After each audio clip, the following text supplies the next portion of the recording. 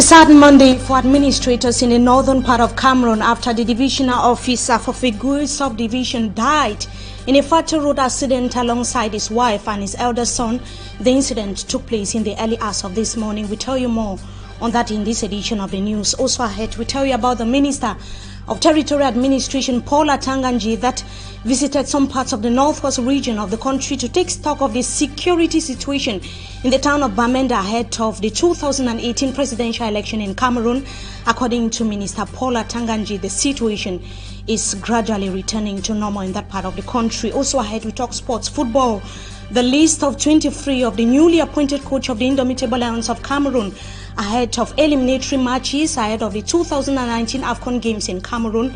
The surprises as well as expectations of the list of 23, we have the absence of Christian Bassagok and other players like Benjamin Mukanjo. We tell you more on that in this edition of the news. We shall be right back. Stay with us for the details.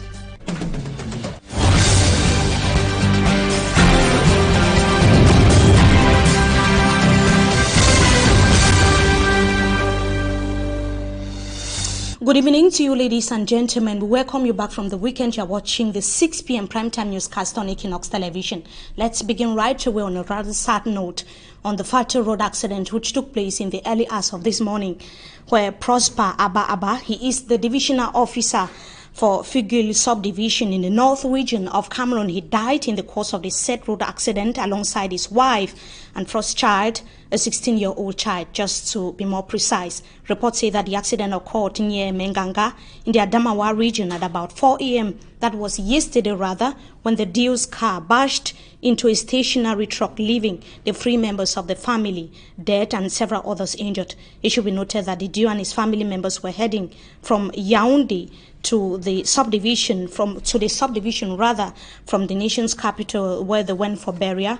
And it should be recalled as well that 4 other members of the family and a driver of the said Dio are currently receiving treatment at the Ngaoundéré Regional Hospital. That was a sad incident, a situation that has left local inhabitants and administrative authorities in shock. It should be noted that the office of the divisional officer for Figul subdivision in the north region of Cameroon has simply been sealed. On to something else. The Minister of Territorial Administration has called on what he described as terrorists to drop their weapons before they attract, that is in the northwest and the southwest regions of Cameroon. Minister Paul Atanganji was speaking while evaluating the security situation in the 2 Anglophone regions of Cameroon. The minister declared that the northwest region is calm as we speak, but in the following report, as we are going to be seeing, the administrative buildings or certain administrative buildings have simply been set ablaze recently. Details in the following report. Welcome to this conference. The Minister of Territorial Administration is in Mezam Division to evaluate the region's security situation. And to Paul Atanganji, things are under control as local administrators have succeeded to restore calm. Globally, I can tell you that the situation is under control. The governor and the administrative authorities are doing a wonderful job. And the head of state told me to extend his encouragements to the forces of law and order, defense forces and administrative authorities who have done everything despite all the odds to maintain calm and a serene atmosphere in the region. But the reality on the ground is different.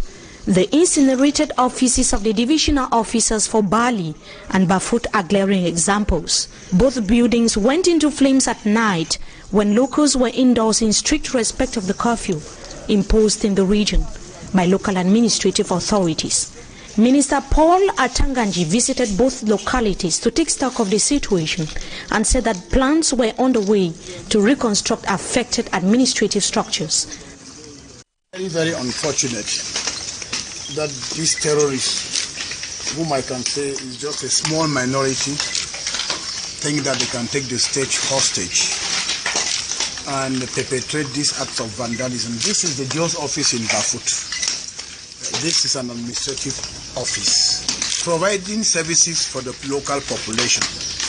The Dio has to sign documents on a regular basis, attend to the local population. When you come and destroy the office of the Dio, what is the kind of message you are passing? I have spoken to the population. and the population are totally against this form of violence and this act of vandalism. The minister assured that election in Anglophone regions will be void of hitches, as those he called terrorists will soon be brought under control. You will have a hitch-free election in the region because following the statistics given by the administrative authorities and the force of law and order, we can tell you that the terrorists are in certain places. We have small pockets of resistance which will not last for long. In any case, I can tell you that the region is very, very calm. The administrative authorities are doing their job and the populations are returning gradually. The terrorists will be trapped. They will have no hiding place. The message is very, very clear. There will be no hiding place for them. The governor has given me a comprehensive report on the situation. I've discussed with the forces of law and order. And I think that the measures have been taken to put back things in order.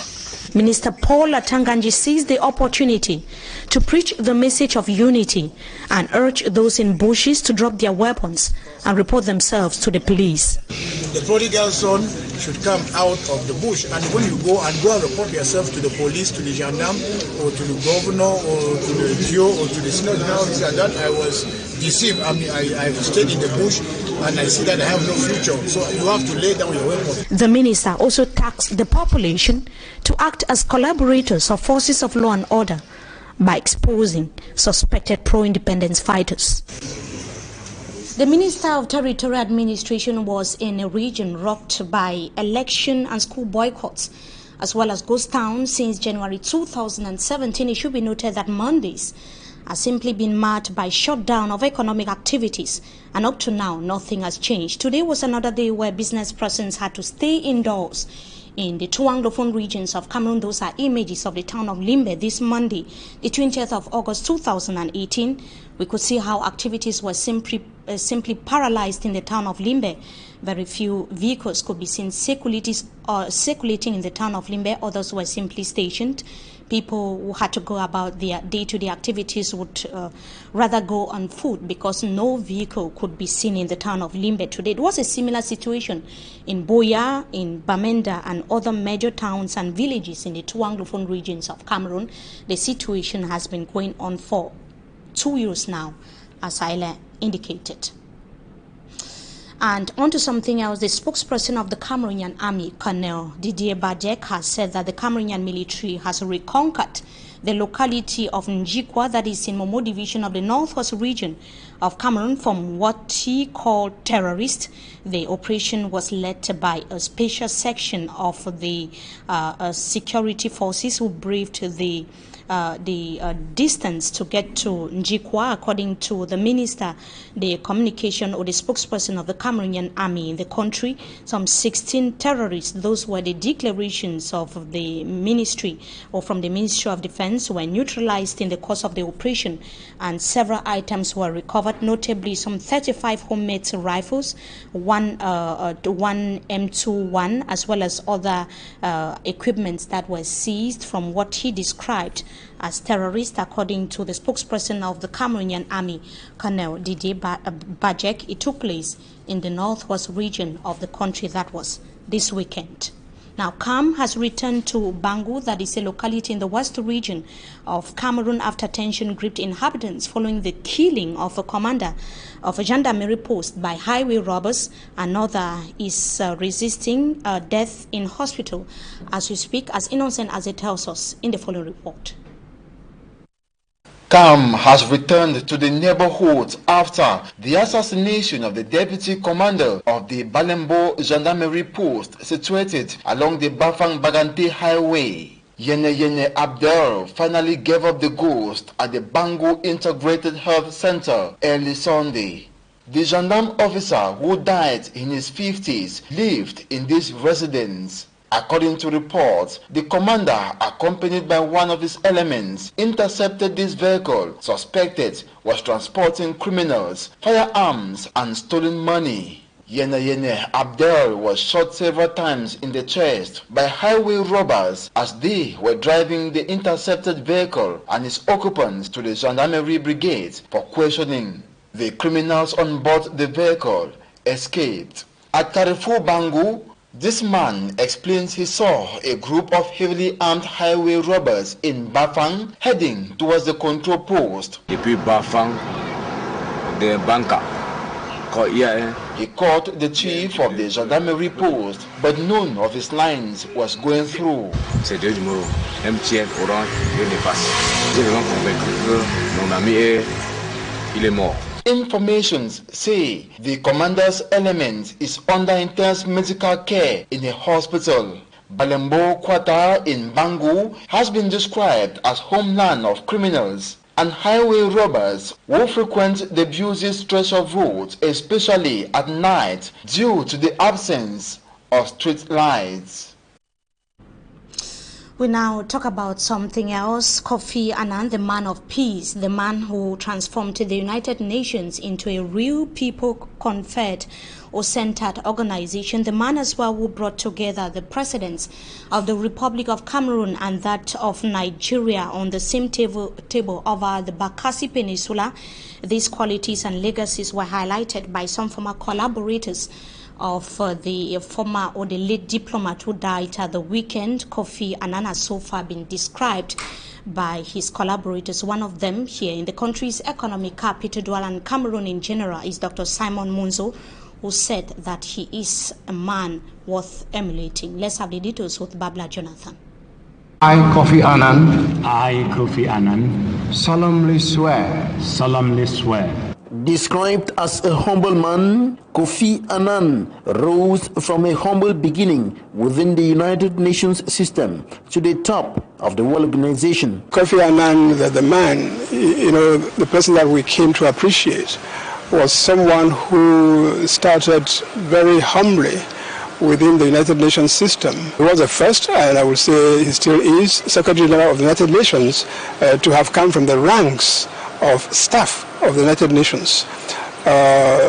Before then and since then, Secretaries General of the UN have tended to come from member states, former ministers, former prime ministers, and all of that. But for a staff member of the United Nations, Kofi Annan was the first and so far the only to accede to that position. His former collaborator, Simon Munzo, says he made a remarkable impact on the international scene during his term of office. Unlike his predecessors, who tended to center policy and strategy around member state interests, Kofi Annan made every effort to make the United Nations a people-centered organization. Hence his emphasis on peace, hence his emphasis on development, hence his emphasis on human rights, the three main pillars of United Nations work during the 10 years where Kofi Annan was Secretary General. Cameroon also benefited from the fallout of his commitment to world peace. With regard to our own country, Cameroon, I think the greatest service that Kofi Annan rendered us and the legacy that he left us was brokering the peace between Cameroon and Nigeria over the Bakassi Peninsula. One of the graphic images that one sees is that of him standing there as President Biya and President Obasanjo exchanged this handshake. It's a graphic image of Kofi Annan as peacemaker, Kofi Annan as a promoter of harmony and peace on the continent of Africa that he loved so well and that he served so nobly. With today's agreement on Bakassi Peninsula, a comprehensive resolution of the dispute is within our grasp. I am confident that the two parties will continue to implement their agreements in a cooperative and constructive manner. The momentum achieved must be sustained. So I have urged the international community to give its full support to Nigeria and Cameroon's efforts to implement today's agreement on the ground as soon as possible. However, Kofi Annan also recorded some failures in his duties. He considered one of his greatest failures was the Rwanda genocide. You remember the Rwanda genocide took place when he was under Secretary General in charge of peacekeeping operations, and many people felt that under him the UN should have intervened to stop the genocide, and the fact that the UN appeared to have turned aside was he himself admitted was one of the black spots in his very distinguished career. He also failed to get an African country into the Security Council of the United Nations Organization during his term of office. I would say that yes. I mean, generally speaking, he did not succeed with not just that, but much of his program for the reform of the United Nations to make it more democratic in terms of representation institutions and so on. Kofi Annan died at the age of 80 following ill health.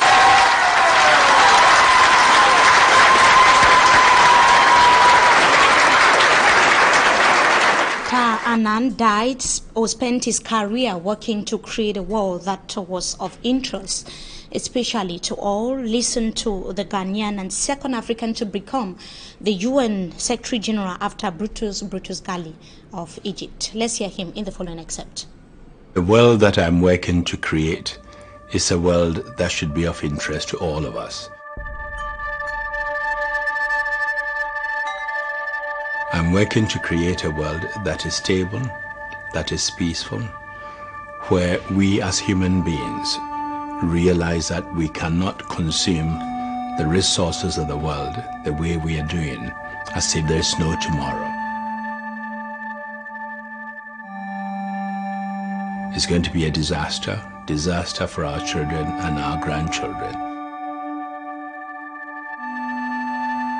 The farmer knows instinctively that if you take something from the earth today, you have to put something back to be able to return to harvest tomorrow. Somehow when we move to the city, we lose that instinct. We need to create a world that is equitable, that is stable, and a world where we bear in mind the needs of others and not only what we need immediately.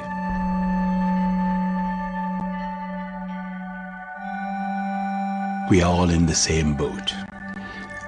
Let's say in a cruise, boat sometimes seems too small. Let's say we are all in a cruise. Some may be in the best suites in the boat, others may be in a little dinghy hole somewhere. But if the ship begins to take water, whatever end of the boat you are, whatever your accommodation, we are all at risk.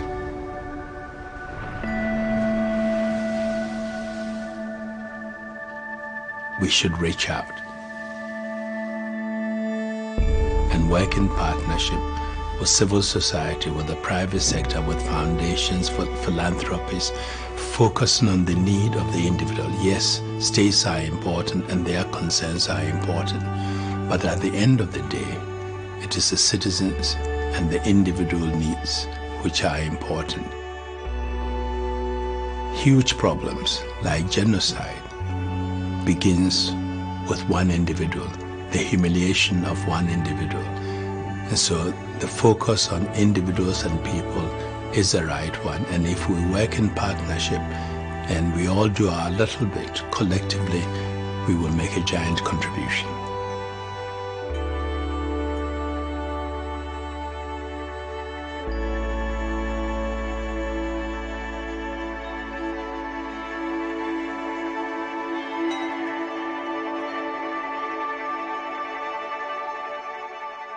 And briefly in sports football, before we take you to the second part of this newscast, we announced earlier that the new coaches of the Indomitable Lions of Cameroon, Clarence Seedorf and Patrick Kluivert, have so far shortlisted the names of 23 players that are going to be taking part in the 2019 AFCON Games to be hosted by Cameroon. So far, we have 3 goalkeepers. In the absence of Christian Bassogok and Benjamin Mokanjo, we have Andre Onana as one of the goalkeepers, Fabrice Ondoa, Carlos Kameni, and football or defense players. They are Fai Collins, Alan Nyom, Felix Eboa Ngando Nganjui, Yaya Banana, Jerome Ongene, Getang Bong, as well as Oyongo Bitolo. And for the midfielders, we have 4 of them: Zambo Angisa, Kende Malon, George Manjek, and Andrian Temeze. For the various strikers, we have about 8 of them: Toko Ekambi, Mumi Ngamelo. We of course will be coming back to that in our subsequent news, because their first encounter is going to take place on the 8th of September 2018. That is that for this first segment of the news. Up next is Talking Points. Stay with us.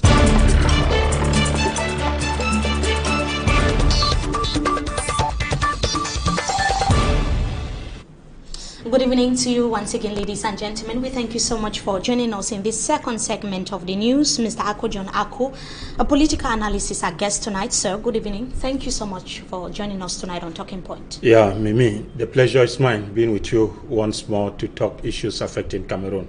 Precisely academics, the educational sector. But before we come to that, I saw your reaction when we saw the tribute paid Kofi Annan, who died last weekend. What do you have to say about this diplomat and somebody described as an example to many?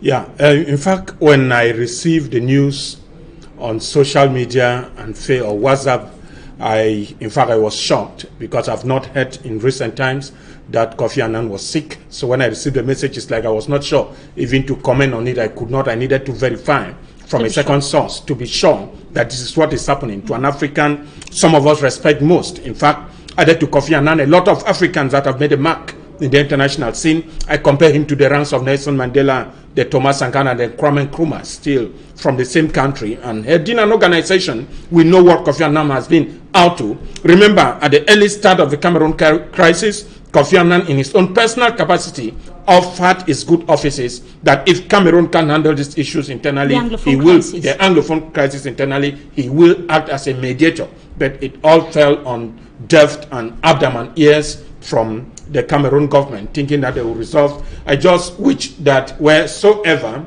his soul is resting, that peace will come to Cameroon, peace will come to Africa, and why not the world at large, owing to the fact that he has been a statement for an international body. We equally hope that those of us who are living with emulate a figure and equally copy some examples, its lessons. In fact, I remember when we equally look at the video that Kofi Annan was a giant. Out of the International Court of Justice ruling on Cameroon, he succeeded to convince Obasanjo and Paul Biya that peace is better than war, and that the Green Tree Agreement, it is a roadmap for peace between Cameroon and Nigeria, rather than Cameroon depending on arms and Nigeria equally on military force over Bakassi. But now, in fact, I will tell you that it is not the same when it's happening to one country. We prefer arms than peace. Arms than peace, like the situation that we can see in the 2 Anglophone regions of Cameroon. The Minister of Territorial Administration was actually speaking to the people of the Northwest region of Cameroon, calling on those that he considered as taking refuge in the bushes to drop their arms. It is coming just few days to back to school for the year 2018-2019. Now, the uncertainty is whether classes will resume. What do you have to say about the atmosphere that is reigning in the both Anglophone regions of Cameroon and this notion of school resumption? Yeah, I believe we are not talking again about school resumption. Classes have been, we wrote the GCE, and the statistics given by the state was that there is a general improvement from the situation last year. And if we should take to it, nobody ahead of students or school pupils being attacked, I believe it is positive too. But one reason remains that security is more in the cities than it is in the rural areas. And if we have to talk of schools, it is the fear for peace, not the fear for school. I think the right word that we should use is effective school resumption. Good. If we talk of effective school resumption, is what Cameroon should be strategizing. But if we have to strategize, remember, before even, after the members of the consortium were arrested, a lot of points were listed to the government. To bring peace to the area, you need to demilitarize the zone. We have not seen these people, they brandish terrorists, which we know really under what auspices they are acting. They have never attacked students. They have never killed. We have not seen them assassinate students or stopping them from going to classes. So the problem is Parents are afraid in the presence of military armors and other shootings to send their children out of the houses. But the government has made parents to understand that the security forces are there to guarantee the safety of students and pupils that are going to school. Yeah, it is a rhetoric when you see equally that the same military has been charged for burning down homes and killing some parents on stray bullets, and even going to people's houses at 3 a.m. in the morning to search for what they call terrorists. And in the absence of that, some families have been victims. A lot of this don't even live in the villages. If we have effective classes, some people live in the bushes. Some people prefer that their security is more in the bush than it is at home, because they see within their village or their town the security, armors and guns, flying bullets left and right. How do you assure that? The willingness, we can just see the gesture of the SDF party thinking that the first primary objective to bring those who are out of the country, give them the confidence that they can come back to their villages. But they are not still seeing that when you go to places like Bangam. I don't think people are believing of coming back. If you go to villages like Kembo, it is another story. You need to get to Kwakwa, and even at the Banga Bakunus, there were people believe that every day the military is on the same trench, trying to pinpoint those who are beside the house. The lone living organisms you find around are birds, dogs, and in fact, poultry farming. It becomes funny. And we're talking of effective classes. I'm telling you that no Anglophone Cameroonian, nobody within these two Cameroons knows education and its value than English people. And I will tell you that the best education we have in Cameroon, it is not just the insane, but it's the best system of academics. And many in Boya Douala lives and studied in Douala Yaoundé, live to study in Bamenda and Boya. And we know that very well. How can you tell an Englishman the value of education? The circumstances and the environment are not suitable for children to leave their homes. A father would prefer his child to be home than to go to school, knowing very well that a bullet may miss the target and instead take one of a wife or the child. The best system of education whose standard has been put to question lately, especially since the crisis escalated. Now, talking about back to school, what can really be done to ensure that back to school is effective in the two Anglophone regions of Cameroon? It will be really sad to keep on repeating what we have said in the past. I believe before the postponement of the Cardinal Tumi's initiative, I said it was a step towards back to school, because one of the things Southern Cameroonians are waiting to listen or to get is effective dialogue.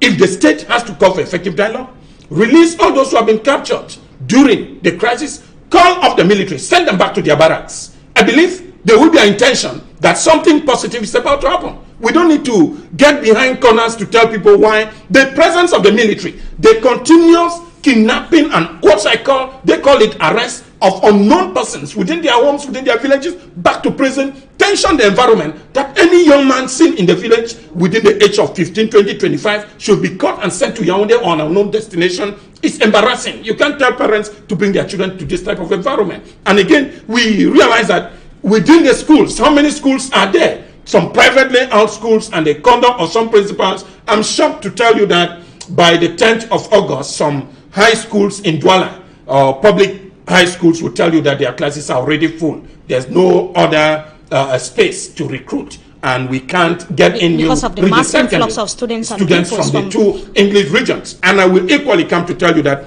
more of those who run private education will tell you that the English region can continue being in crisis so that they can equally get a return from those who are coming in to register. But it is, again, I said, it is sad to know that in public schools today, those who don't have the means can't register their children there. They will instead prefer to get to private education, which we know. Most of these private education or private schools, institutions, public and private, secondary and primary, that has simply been shut down by the ministry in Cameroon.